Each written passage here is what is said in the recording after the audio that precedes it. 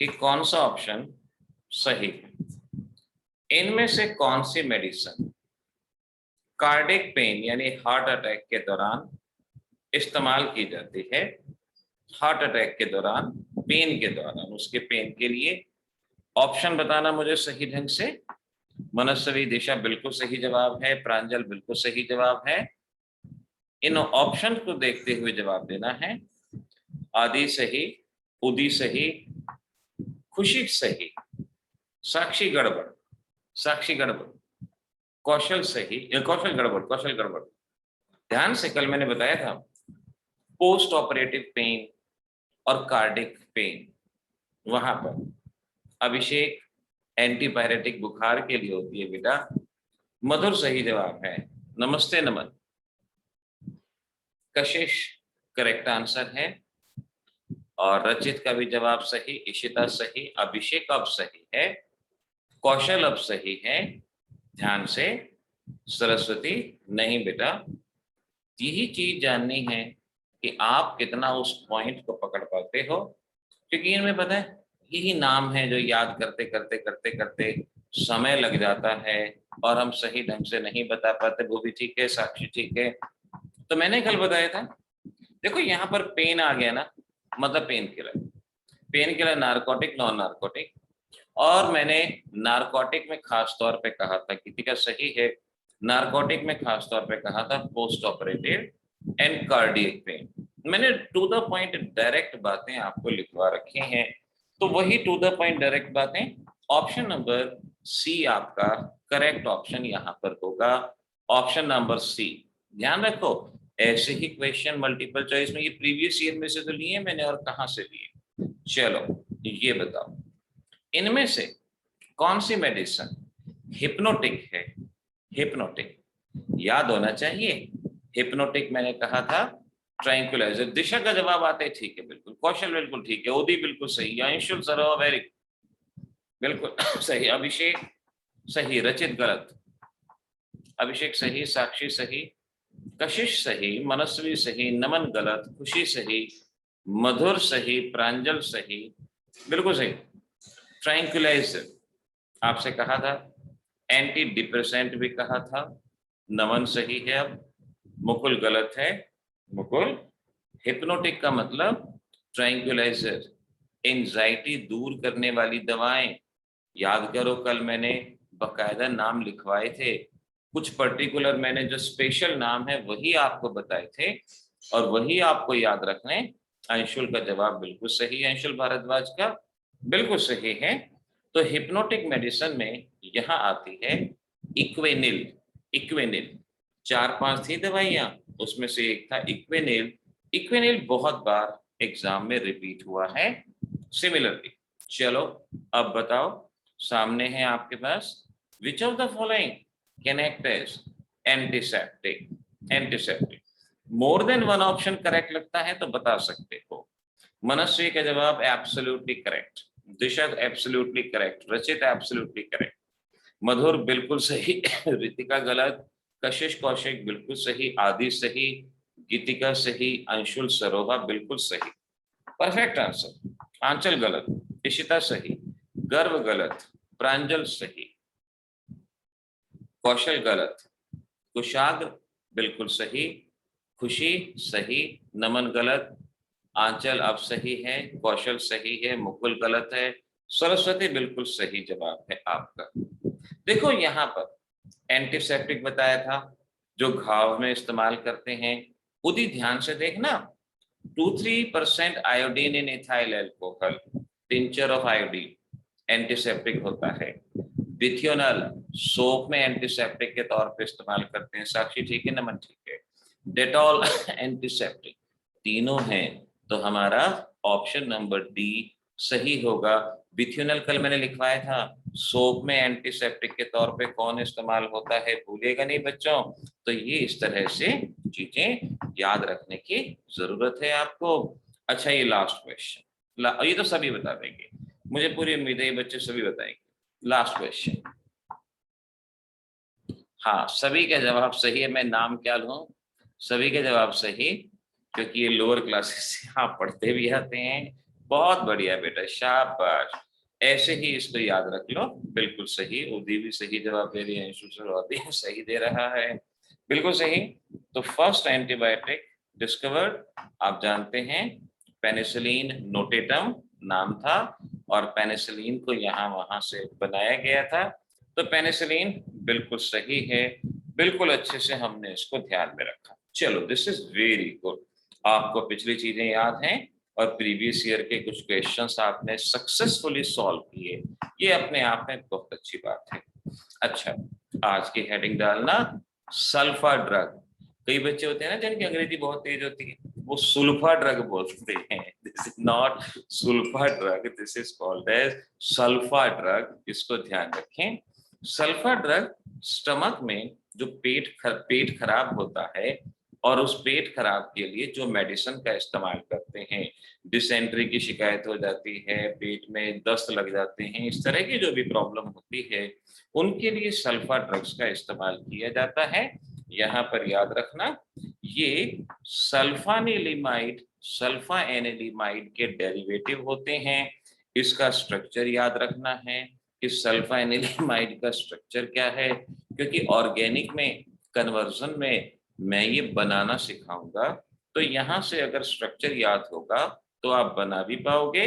और ये antibacterial property for stomach, बकायदा लिख लेना, डाइजेस्टिव सिस्टम लिख लेना, या स्टमक के लिए, स्टमक रिलेटेड प्रॉब्लम्स में इनका ज्यादातर इस्तेमाल होता है।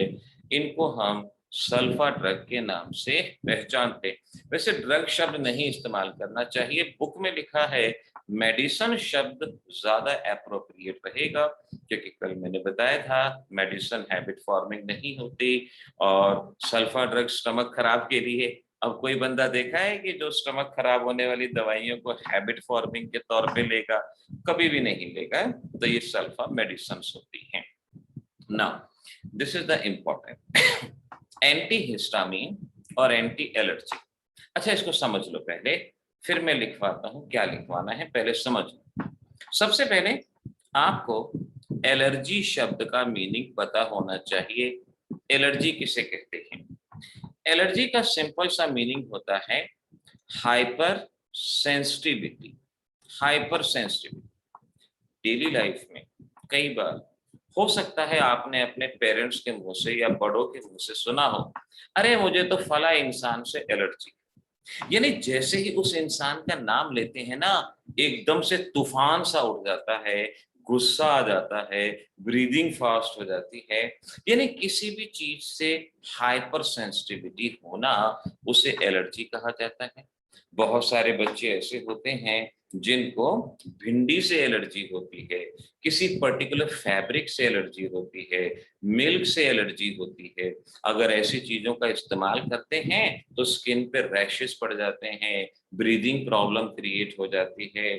कुछ को बादाम से, मैंने कहा, उससे एलर्जी होती है। और अंग्रेजों में तो मूंगफली से बहुत ज्यादा एलर्जी होती है। जो मूंगफली का ऑयल होता है वो उसका इस्तेमाल नहीं कर सकते, उससे एकदम से उनको ब्रीदिंग प्रॉब्लम अटैक पड़ना, इस तरह की कई समस्याओं का सामना करना पड़ता है।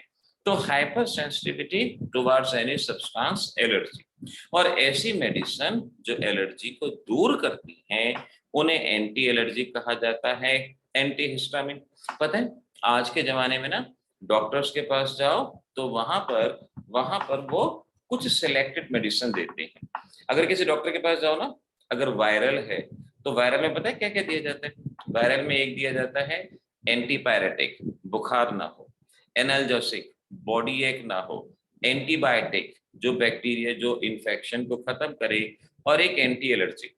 कोविड में भी जो लोगों को दवाइयां दी जाती थी, उसमें एक दवाई ऐसी भी होती थी जो एंटी एलर्जिक होती थी, जो शाम को खानी होती है। वो एंटी एलर्जिक मेडिसिन भी होती थी, एंटीबायोटिक भी होती थी, एंटीपायरेटिक भी होती थी। तो ये डेली लाइफ में है। मैक्सिमम डॉक्टर वायरल की दवाई, एंटीबायोटिक और एनाल्जेसिक एक ही टेबलेट में आ जाता है। डोलो में आ गया, पैरासीटामोल में आ गया, एक एंटीबायोटिक दे दिया और एक एंटी एलर्जिक। इस तरह से वहां पर वो एक पैकेज बन जाता है, और मैक्सिमम वायरल इन्फेक्शन इस तरह से सही होते हैं। अब देखो बॉडी में क्या होता है। सपोज ये आपकी बॉडी है, ये स्टमक है सपोज। अब जैसे ही कोई एलर्जी कॉजिंग सब्सटेंस हमारी बॉडी में एंटर करता है, मेरी बात को ध्यान से सुनना। जैसे ही कोई एलर्जी कॉजिंग सब्सटेंस हमारी बॉडी में एंटर करता है तो वो हमारी बॉडी में कुछ केमिकल्स को छोड़ता है, और इन केमिकल्स को हिस्टामीन कहते हैं। इन्हें हिस्टामीन के नाम से पहचाना जाता है। तो हिस्टामीन क्या हुए?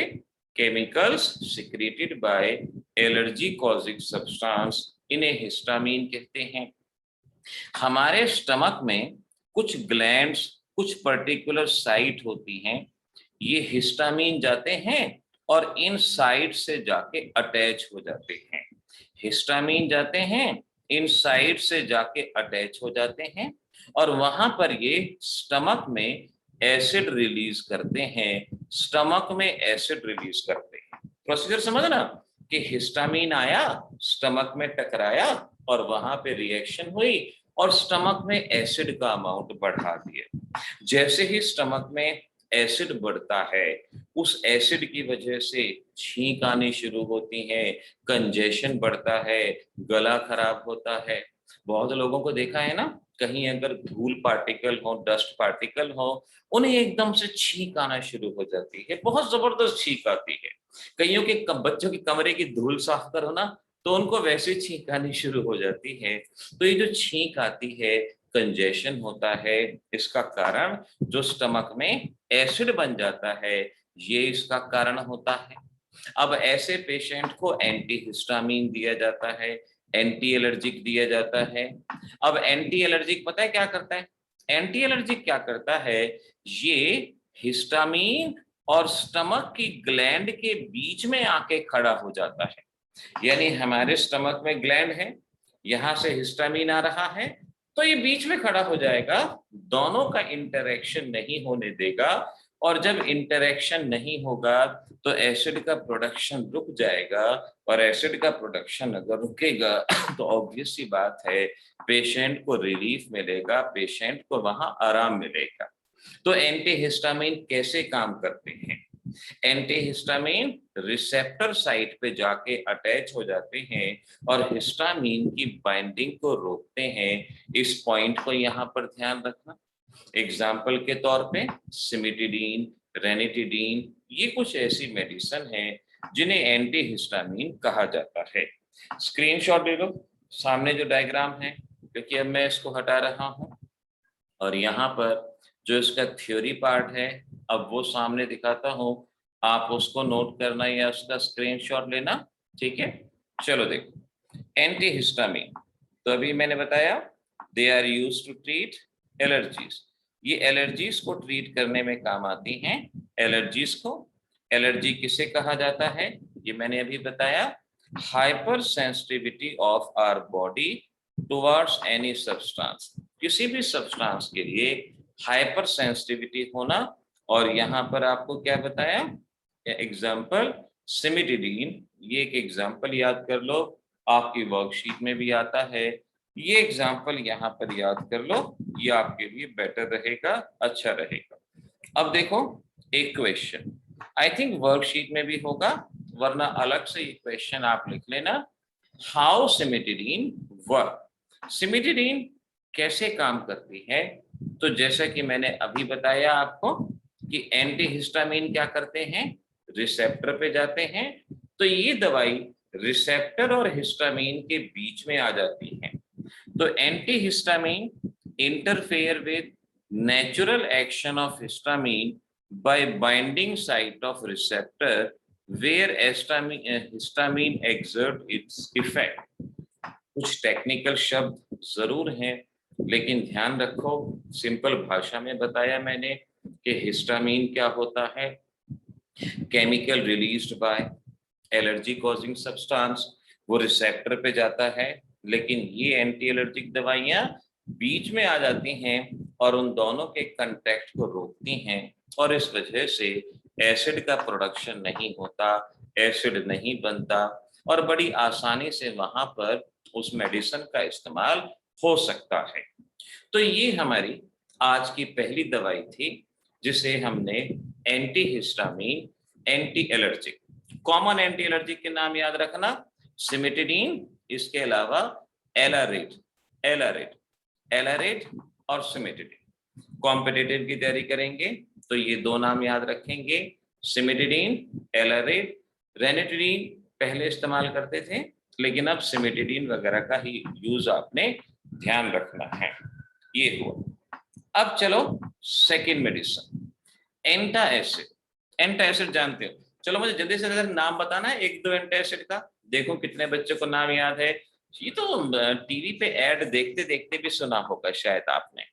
कुछ एंटा एसिड, गीतिका सही, हाँ रचित भी सही, मधुर भी सही। मधुर से तो उम्मीद है, मधुर ने अगर गलती की ना तो देखा जाएगा। कौशल सही।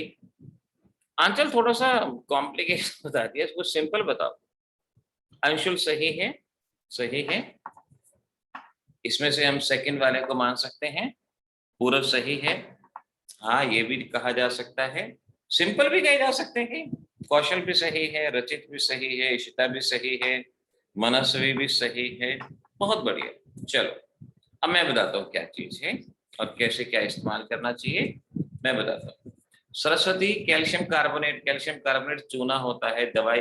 क्या हम दीवार पे से कैल्शियम कार्बोनेट का इस्तेमाल कर सकते हैं? नहीं कर सकते, उसको अवॉइड, कैल्शियम कार्बोनेट को नए कंटेस्ट में बिल्कुल अवॉइड कर दो। आदित्य आप भी, हाँ मिल्क और मैग्नीशिया थोड़ा बहुत माना जा सकता है, बट ये नहीं। मैं बताता हूँ कौन सा क्या लेना है। हाँ Manasvi, that is good, that is good.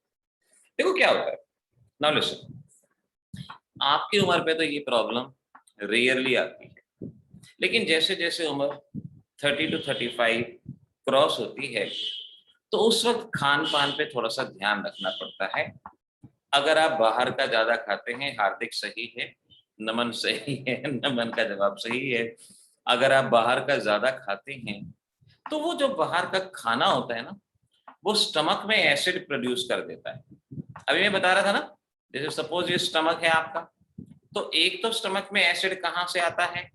Allergy की वजह से आता है।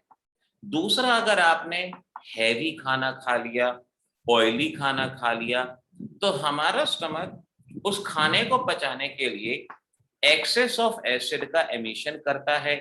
खाना तो पच जाता है, लेकिन रिमेनिंग एसिड हमारे स्टमक में रह जाता है, जिसकी वजह से खट्टी डकारें आती हैं। जिन लोगों के होटल और ढाबे होते हैं ना, वो अपने होटल और ढाबे का खाना ज्यादा नहीं खाते। उन्हें पता है कि वो ऑयली फूड है, वो घर का खाना ही ज्यादा पसंद करते हैं। एक दो बार तो सही है, लेकिन ज्यादा खाने से स्टमक में एसिड आता है। इस एसिड को न्यूट्रलाइज करने के लिए कुछ बेसिक सब्सटेंस की जरूरत पड़ती है, जैसे सोडियम बाइकार्बोनेट, खाने वाला सोडा सबसे सिंपल चीज होती है।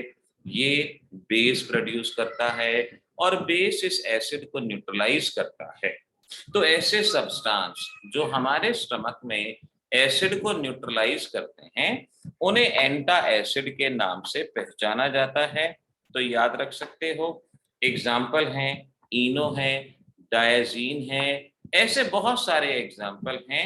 इनो, डायजीन और पुदीन हरा, ये कॉमन एग्जाम्पल हैं। तो medicine used to neutralize acid in the stomach. और जो पुराने थे ना, पुराने, वो ये थे, सोडियम बाइकार्बोनेट, मैग्नीशियम हाइड्रोक्साइड वगैरह।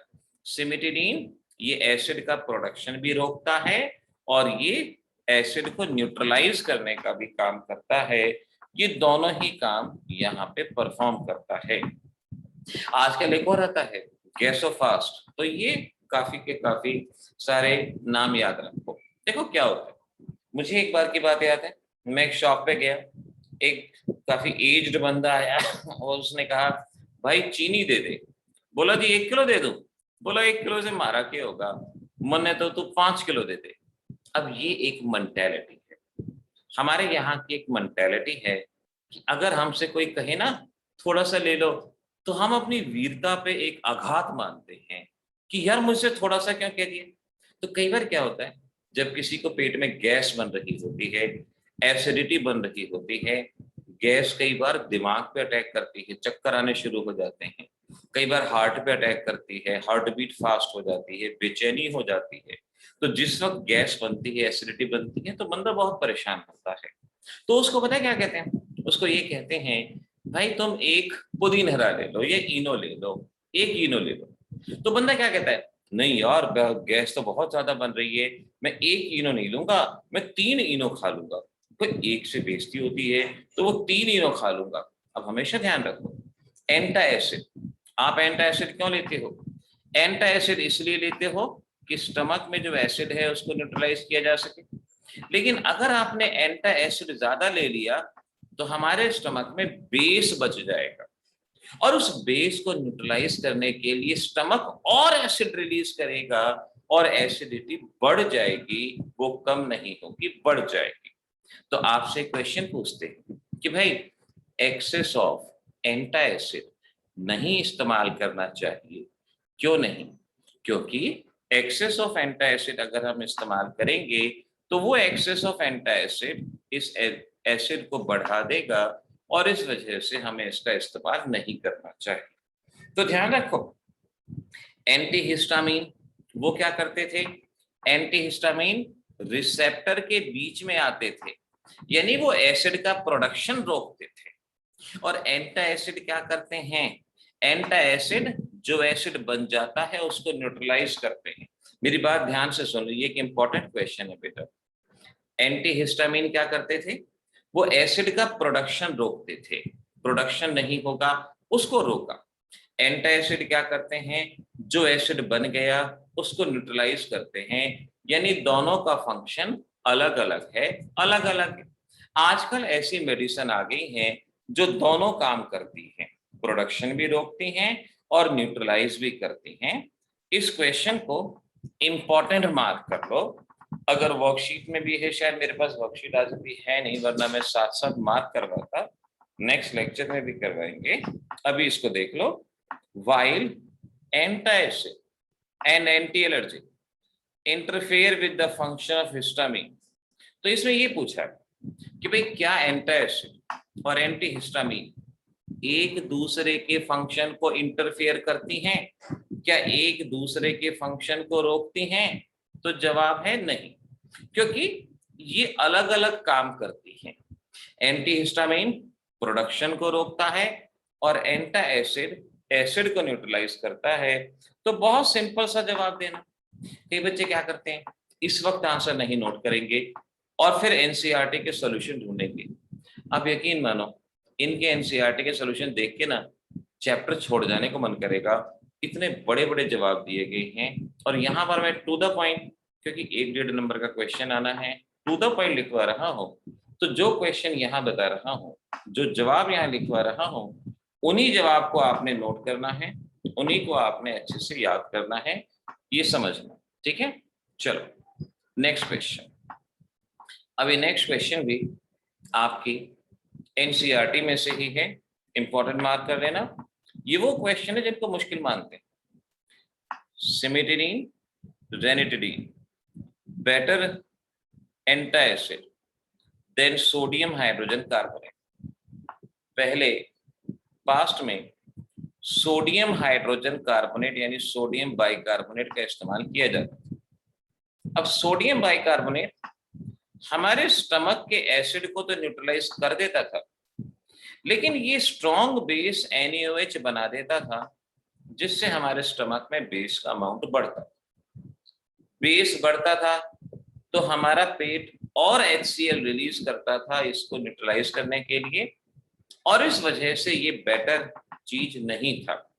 तो यहां इसके जवाब में ये आपके पास आंसर है, बड़ा जरूर है लेकिन सिंपल है। देखो कहा गया NaHCO3 MgOH whole twice give when given in excess make stomach alkaline। ज्यादा दे दो तो स्टमक अल्कलाइन हो जाता है, जिसकी वजह से हमारा स्टमक और एसिड रिलीज करता है, और एसिड रिलीज करता है। सिमिटिडीन और रेनिटिडीन क्या करते हैं? ये एसिड के प्रोडक्शन को रोकते हैं। जब एसिड का प्रोडक्शन रुक जाएगा तो ऑब्वियस सी बात है एसिडिटी नहीं बढ़ेगी, जब एसिड का प्रोडक्शन रुक जाएगा तो एसिडिटी यहाँ पे नहीं बढ़ेगी। तो पिछला क्वेश्चन भी देख लो, इसका भी स्क्रीनशॉट हो जाना चाहिए या नोट हो जाना चाहिए। ये भी इंपॉर्टेंट क्वेश्चन है आपके स्कूल लेवल का। और ऐसे ही ये भी इंपॉर्टेंट क्वेश्चन है आपके स्कूल लेवल का, इसको भी आपने बहुत अच्छे से ध्यान रखना, ये भी आपको अच्छे से आना चाहिए। तो ये इस तरह से हमने अभी आपको जो बातें बताई, एक एंटी हिस्टामीन कह लो या एंटी एलर्जिक कह लो, और उसके बाद एंटा एसिड, ये 2-3 चीजें, और इनमें पर्टिकुलर नाम याद करवाए कि कौन कौन से केमिकल को आपने याद करना है। अब चलो नेक्स्ट, ये नहीं करना आपको, केमिकल इन फूड। अब जरा 1-2 केमिकल जिनका खाने में इस्तेमाल होता है। देखो क्या होता है, कभी देखा है घरों में अगर सुबह सब्जी बनाई जाती है तो जनरली गर्मियों में अगर आप सब्जी को खुले में छोड़ दो तो वो शाम तक खराब हो जाती है। जनरली खुले में अगर खाने को छोड़ दो तो खराब हो जाता है। क्यों? क्योंकि अगर आपने फूड को खुले में छोड़ दिया ना, ऑक्सीजन इसके साथ रिएक्ट करता है और खाने का ऑक्सीडेशन कर देता है, बैड स्मेल प्रोड्यूस करता है। कभी पेरेंट्स को आपने शायद देखा होगा, खाना सूंघ के बता देते हैं कि खराब है या नहीं है। तो फूड में ऑक्सीडेशन होता है और खाना खराब हो जाता है। लेकिन आजकल रेडीमेड पराठे मिलते हैं, ढाबों पे 1 दिन की सब्जी बना दी 3 दिन तक चलती है, खराब नहीं होती। क्यों नहीं होती? किस कारण से नहीं होती?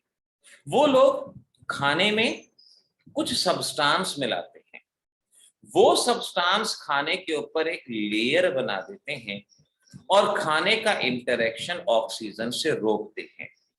यानी खाने के ऊपर, फूड के ऊपर एक लेयर बन गई केमिकल की, जिसकी वजह से अब वो ऑक्सीजन के साथ रिएक्ट नहीं करेगा।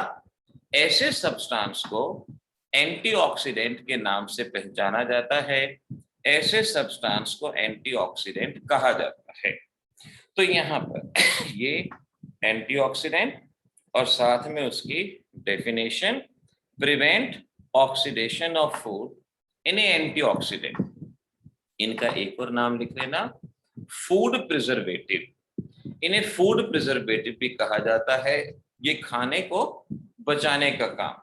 अब जैसे मार्केट में जैम आता है, केचप आता है, वो 6-6 महीने तक चलता है, तो उसमें फूड प्रिजर्वेटिव होते हैं। पुराना फूड प्रिजर्वेटिव सोडियम बेंजोएट हुआ करता था, लेकिन आजकल कुछ फूड प्रिजर्वेटिव के नाम आपको लर्न करने हैं जो मैं बता रहा हूं। तो देखो, मैंने कहा एंटीऑक्सीडेंट, ये क्या करते हैं, ये एक लेयर बना देते हैं और ऑक्सीजन के एक्शन को रोकते हैं। ऑक्सीजन के एक्शन, मुकुल हेडिंग बनेगी antioxidant. Antioxidant is the heading, Mukul ध्यान रखो। अब इंपॉर्टेंट मार्क करो, generally used antioxidant butylated hydroxytoluene, bracket में BHT, butylated hydroxy anisole, BHA। Competitive में भी क्वेश्चन आता है, बोर्ड का तो भरोसा ही नहीं था, कॉम्पिटिटिव में क्वेश्चन आता है BHT का स्ट्रक्चर क्या है, BHA का स्ट्रक्चर क्या है। BHT और BHA, यहां मैं स्ट्रक्चर दे रहा हूं, पहला है BHT और दूसरा है BHA। BHT की फुल फॉर्म दी गई है ब्यूटाइलेटेड हाइड्रोक्सीटोलिन, ब्यूटाइलेटेड हाइड्रोक्सी एनिसॉल। देखो ध्यान रखो, आपके जो स्कूल में टर्म एग्जाम होंगे, भगवान ना करे कि कभी 12th के बोर्ड एग्जाम ना होने की बात उठती है, तो इन टर्म एग्जाम्स की अहमियत बहुत बढ़ जाती है। तो इसीलिए इन चीजों को साथ के साथ याद रखो, और अगर इनको अभी याद नहीं रखोगे तो नीट और जेईई के लिए थोड़ी सी दिक्कत रहेगी। तो BHT फुल फॉर्म, उसका स्ट्रक्चर, मल्टीपल चॉइस में क्वेश्चन आ जाएगा, BHT में फंक्शनल ग्रुप कौन सा है, BHA में फंक्शनल ग्रुप कौन सा है। तो आपको ये बात यहां से याद रखनी होगी कि यहाँ फंक्शनल ग्रुप कौन से हैं। कॉमन एग्जाम्पल रटने हैं, ऐसे ही देखो SO2 and SO3, antioxidant for wine, beer, sugar syrup, vegetable etcetera. Exam में क्वेश्चन आ सकता है, वाइन में किस एंटीऑक्सीडेंट का इस्तेमाल करते हैं? SO2, SO3। शुगर सिरप के लिए किस एंटीऑक्सीडेंट का इस्तेमाल करते हैं? तो यहाँ इस बात को याद रखना है। कॉम्पिटिटिव की तैयारी है तो भी याद रखना है, बोर्ड की तैयारी है तो भी याद रखना। कॉम्पिटिटिव के लिए एक और बता रहा हूं, टेट्राजीन एंड कैरोटीन्स, फूड डाइस, खाने का रंग। कई बार खाने में कुछ कलर मिलाते हैं तो टेट्राजीन और कैरोटीन्स वहां पे फूड प्रिजर्वेटिव के तौर पे इस्तेमाल, ये कॉम्पिटिटिव के लिए है। लास्ट लाइन जो है कॉम्पिटिटिव के लिए है, लेकिन पहले दोनों बोर्ड और कॉम्पिटिटिव दोनों के लिए हैं, ये ध्यान रखना होगा। छांट छांट के चीजें याद करनी, नोट्स में भी डेफिनेशन होंगी, उनके बारे में कुछ एक्स्ट्रा भी लिखा होगा, लेकिन यहां जो बता दिया टू द पॉइंट, सिलेक्टेड। भाई ये एग्जाम्पल है, रटना है, 2 बार लिखो, 3 बार लिखो, 4 बार लिखो, वो आपको देखना है, लेकिन ये रटना है, ये छोड़ना नहीं है आपने। अब आगे बढ़ो। आर्टिफिशियल स्वीटनिंग एजेंट, बताओ जरा, किसी बच्चे को नाम याद हो? देखें, आर्टिफिशियल स्वीटनिंग एजेंट, टीवी पे ऐड भी आती हैं, काफी ऐड आती हैं, शुगर फ्री बोलते हैं शुगर फ्री, सही बात है, ये बच्चे ठीक बता रहे हैं शुगर फ्री बोलते हैं इसको। ओके हाँ, चल ठीक ना, बात सही है। देखो क्या होता है, जनरली खाने को मीठा बनाने के लिए शुगर्स का इस्तेमाल करते हैं। वाह रचित, बहुत बढ़िया। पतंजलि का तो नहीं है ये बेटा, पतंजलि का। तो खाने को मीठा बनाने के लिए शुगर का इस्तेमाल करते हैं, और शुगर कार्बोहाइड्रेट को कहा जाता है। जिन लोगों को डायबिटीज होती है, ओके रचित, जिन लोगों को डायबिटीज होती है वो मीठा नहीं मेटाबोलाइज कर सकते, उनकी बॉडी में शुगर मेटाबोलाइज नहीं होता, और उन्हें तरह तरह की समस्याओं से उलझना पड़ता है। कोविड में तो खास तौर पे जिनको शुगर थी वो लोग बहुत परेशान रहे, ब्लैक फंगस से भी परेशान रहे, व्हाइट फंगस से भी, और कोविड ने तो परेशान ही किया जिनका ब्लड शुगर लेवल हाई रहता था। तो ऐसे केस में ऐसे सब इंसानों को जिनको बॉडी शुगर मेटाबोलाइज नहीं कर सकती, कुछ ऐसा मीठा दिया जाता है जिसमें कार्बोहाइड्रेट ना हो। ऐसे सब्सटेंस जिसमें कार्बोहाइड्रेट ना हो और जो स्वीटनिंग इफेक्ट क्रिएट करे, उसे आर्टिफिशियल स्वीटनिंग एजेंट के नाम से पहचाना जाता है। डेफिनेशन देखो सामने है, substance which are not carbohydrate but impart sweetening effect to the food, इन्हें आर्टिफिशियल स्वीटनिंग एजेंट के नाम से पहचानते हैं। इंपॉर्टेंट मार्क करना, यूजेस।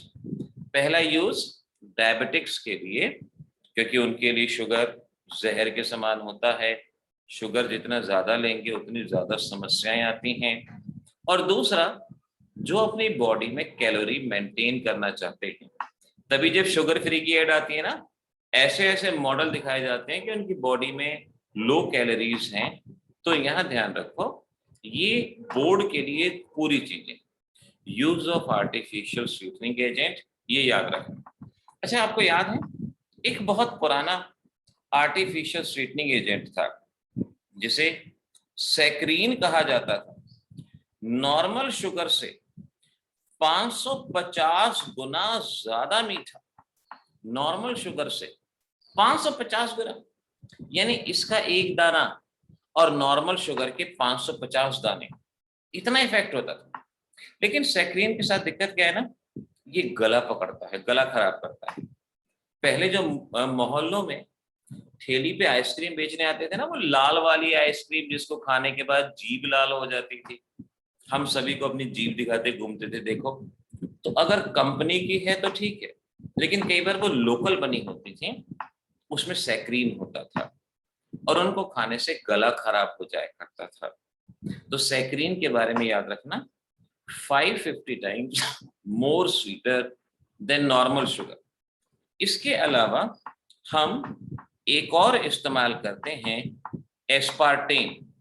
एस्पार्टेम भी आर्टिफिशियल शुगर है, लेकिन इसे कोल्ड फूड में इस्तेमाल करते हैं।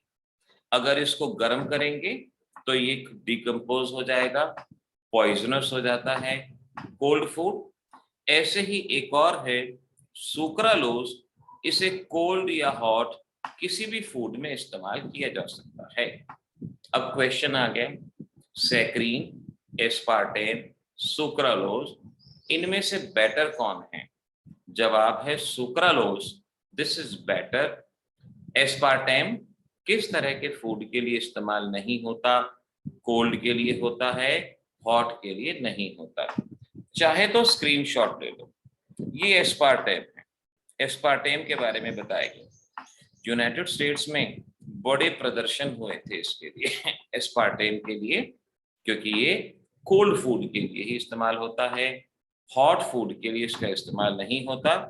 लिखा है it decomposes at baking and cooking, और शुगर से 100 गुना ज्यादा मीठा होता है एस्पार्टेम। और मैंने दूसरा एक और नाम याद करने को कहा, sucralose, trichloro derivative of sucrose, और ये कुकिंग पे स्टेबल रहता है। तो इस चीज को आपको यहाँ पर याद करने की जरूरत होगी।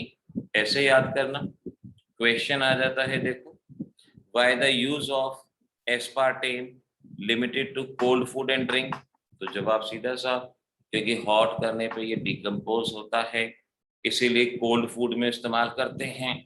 और इसमें आर्टिफिशियल स्वीटनिंग एजेंट हम क्यों यूज करते हैं, क्या एग्जाम्पल हैं, मैंने अभी आपको बता ही दिए कि क्यों यूज करते हैं, क्या एग्जाम्पल है, ये याद रखना। हो जाएगा ये, इसमें कोई दिक्कत नहीं है। एंटीऑक्सीडेंट और ये आपके आर्टिफिशियल शुगर, ये याद रखना। अब लास्ट में आते हैं soap and detergent. Soap and detergent, अब देखो इन जनरल मैं बता दूं, थोड़ा थोड़ा चेंज तो होता है। इन जनरल सोप को कहते हैं सोडियम और potassium salt of carboxylic acid. अगर कार्बोक्सिलिक एसिड का सोडियम पोटेशियम सॉल्ट है, आजकल तो क्रोमियम सॉल्ट भी आ गए, कॉपर सॉल्ट भी आ गए, लेकिन इन जनरल कहा जाता था सोप है सोडियम और potassium salt of carboxylic acid, यानी कार्बोक्सिलिक एसिड के सॉल्ट, बड़ी हाइड्रोकार्बन चेन, इनमें नंबर ऑफ कार्बन 15, 17, 19, 20 इस तरह से कार्बन होते थे, काफी ज्यादा। और डिटर्जेंट कहते थे डेरिवेटिव ऑफ सल्फोनिक एसिड और अमोनियम सॉल्ट। सल्फोनिक एसिड के डेरिवेटिव हों या अमोनियम सॉल्ट के डेरिवेटिव हों, इन्हें डिटर्जेंट के तौर पे कहा जाता था, डिटर्जेंट के तौर पे इनको माना जाता था। तो सोप और डिटर्जेंट में एक छोटा सा फर्क होता है, सोप नहाने के लिए, डिटर्जेंट किसी कपड़ों को धोने के लिए, वहां इसका इस्तेमाल करते हैं। ये तो कॉमन सी बातें हैं, ये तो खैर आपसे कोई क्या पूछेगा। सोप के बारे में हमने बता दिया, कार्बोक्सिलिक एसिड के सॉल्ट होते हैं, इस पॉइंट को यहाँ पर याद रखना। अब देखो क्या होता है, जैसे आपके पास ये सोप है ना, RCONA, अगर आप इसको हार्ड वाटर में मैग्नीशियम होता है, कैल्शियम होता है, मैं जस्ट एक हिंट दे रहा हूं, हार्ड वाटर, अगर सोप को हार्ड वाटर में इस्तेमाल करते हैं तो ये हार्ड वाटर में प्रेसिपिटेट दे देता है, और प्रेसिपिटेट देने की वजह से ये हार्ड वाटर में काम नहीं करता। अगर मैग्नीशियम है तो मैग्नीशियम के प्रेसिपिटेट देता है, और अगर कैल्शियम का सॉल्ट है तो ये कैल्शियम के प्रेसिपिटेट देता है, और इस वजह से सोप हार्ड वाटर में काम नहीं करता। तो क्वेश्चन आएगा, soap can not be used in hard water, why? ये रिएक्शन लिख देना, एक कोई सी एक बहुत है, थ्योरी में कह सकते हो, due to the formation of sticky precipitate. आपसे कहते हैं कि भाई हार्ड वाटर में बाल नहीं धोते, क्यों नहीं धोते? और बालों को तो खैर साबुन से वैसे भी नहीं धोना चाहिए, शैम्पू से धोना चाहिए, लेकिन कुछ लोग आज भी साबुन से बाल धोते हैं। तो साबुन से बाल नहीं धोते हार्ड वाटर में, क्योंकि हार्ड वाटर में साबुन स्टिकी प्रेसिपिटेट बना देगा, जिससे बाल स्टिकी हो जाएंगे। तो ये रिएक्शन आपने यहां से याद रखनी है, जो मैंने सामने आपको बता दी। अब ये पॉइंट ऐसे याद हो जाएगा आपको कि soap do not work in hard water. क्यों नहीं करता? क्योंकि वो स्टिकी प्रेसिपिटेट बनाता है। और hair shouldn't be washed in hard water. बालों को हार्ड वाटर में नहीं धोना चाहिए, क्योंकि वहां पे प्रेसिपिटेट बनता है। तो ये जो मैं अभी लिखवा रहा था उसकी थ्योरी है। Why do soap not work in hard water? क्योंकि कैल्शियम मैग्नीशियम सॉल्ट होते हैं। मैं रिएक्शन को दोबारा से लिखवा देता हूं। अगर किसी बच्चे ने रिएक्शन ना लिखी हो तो यहां से लिख लेना, मैग्नीशियम सॉल्ट है या कैल्शियम सॉल्ट है। ये पूरे क्वेश्चन का आंसर बन जाएगा ट्वाइस Na, ये प्रेसिपिटेट। कैल्शियम सॉल्ट के साथ भी आप इस रिएक्शन को लिख सकते हो, ये इस तरह से RCO whole twice calcium precipitate sodium ion, इस तरह से आप इसको लिख लो। तो दोनों क्वेश्चन में सेम ही आंसर रहेगा कि क्यों नहीं इस्तेमाल करते, क्या वजह है, सेम आंसर यहाँ पर बनेगा, ध्यान दें। तो ये तो बात थी सोप की, सोप के बारे में आने वाले क्वेश्चन की, इसको ध्यान रखना, ठीक है। अब चलो आगे बढ़ते हैं। डिटर्जेंट, डिटर्जेंट जैसा कि मैं कह रहा था, salt of sulphonic acid, salt of sulphonic acid, लेकिन आजकल अमोनियम के ही बनते हैं। लेकिन यहाँ पर मेन बात क्या है, एग्जाम का question, types of detergent, types of detergent. तो जैसे मैं बता रहा हूँ वैसे लिखो। Number 1 anionic detergent, anionic detergent. ये सारा बड़ा नहीं लिखना आपने, सिर्फ इतना लिखो, बिगर part is anionic. Anionic detergent is that detergent in which bigger part is anionic. जैसे यहां देखो, सोडियम कैटायन छोटा सा पार्ट, और ये पूरा का पूरा एनायनिक पार्ट। तो अगर एनायनिक पार्ट बड़ा है, एनायनिक डिटर्जेंट। अगर कैटायनिक पार्ट बड़ा है, कैटायनिक डिटर्जेंट। तो एनायनिक डिटर्जेंट मैंने कहा possess bigger एनायनिक पार्ट।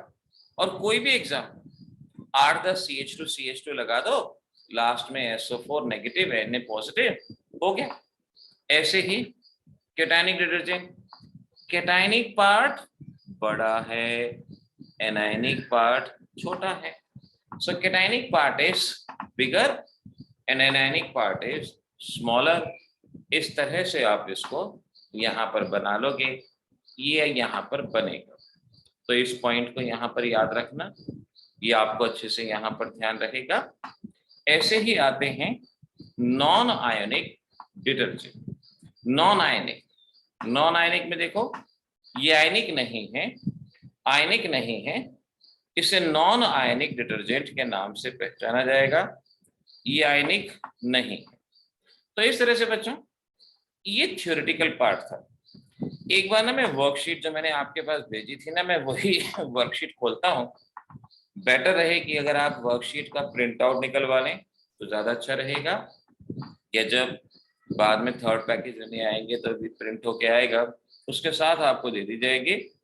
तो वर्कशीट अगर अपने मोबाइल में है तो उसको एक बार खोल लो जरा वर्कशीट को, और यहाँ पर आप जो अलग अलग क्वेश्चन दिए गए हैं देखो ध्यान से। In text problem question number 1, sleeping pill are recommended by doctor. जो मैंने पहले भी कहा, कल भी कहा था, कोई भी मेडिसिन हो हमेशा डॉक्टर से प्रिस्क्राइब लेनी चाहिए, क्योंकि इनके इतने साइड इफेक्ट होते हैं और ये एडिक्शन कॉजिंग होती हैं कि अपने आप इसका इस्तेमाल ना करो तो बहुत अच्छा। तो आप आंसर में due to side effect and addiction it must be given under the supervision of doctor. अपने हिसाब से जवाब बना के यहाँ बता सकते हो। क्वेश्चन नंबर 16.2, 16.3, 16.2 इन टेक्स्ट का हो चुका है। रेनिटिडीन इज एन एंटासिड, क्योंकि रेनिटिडीन क्या करता है, ये एसिड को न्यूट्रलाइज करता है। बेशक से अपनी कॉपी पे शॉर्ट में लिख लेना, in text 16.2 ranitidine neutralise excess of acid present in stomach, hence act as antacid.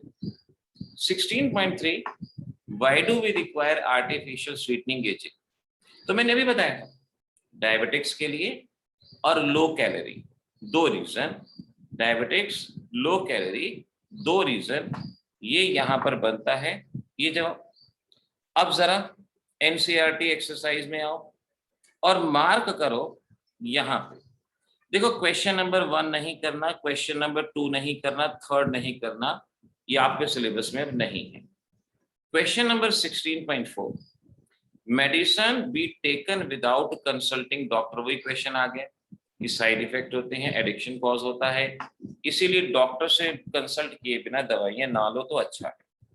16.5 define chemotherapy, chemotherapy का मतलब बताया था कल। कीमोथेरेपी सोनाक्षी मुझे अभी आप याद दिला देना, मैं वर्कशीट आपके पास भेज देता हूं, बल्कि मैं साथ के साथ ही, तो कीमोथेरेपी मैंने क्या बताया था, कीमोथेरेपी का मतलब था केमिकल्स की हेल्प से इलाज होना, उसे कीमोथेरेपी कहा जाता है। सोनाक्षी वर्कशीट भेज दी है। मैंने पहले भी कहा है बेटा कि जब हम ब्रॉडकास्ट लिस्ट से भेजते हैं ना तो एक आध के पास चीज नहीं पहुंचती, तो ये मुझे जरूर आपको बता देना चाहिए ताकि मैं आपके पास अलग से चीजें भेज सकूं। क्वेश्चन नंबर देखो 16.7 आज लिखवाया, 16.8 कल बताया था low level of noradrenaline anti depressant drug थी, इसका नाम। 16.9 ब्रॉड स्पेक्ट्रम एंटीबायोटिक कल हो चुका है, कल आपको बताया था एमोक्सिसिलिन, एम्पिसिलिन, एग्जाम्पल आपको बताए थे। 16.11 ये आज आपको करवा दिया, सिमेटिडीन और रेनिटिडीन बेटर हैं, बकायदा मैंने लिखवाया, कहा आपसे स्क्रीनशॉट ले सकते हो। उसके अलावा 16.10 एंटीसेप्टिक और डिसइंफेक्टेंट में क्या डिफरेंस है ये पूछा गया है। उसके अलावा देखो 16.12 name a substance which can act as antiseptic as well as disinfectant.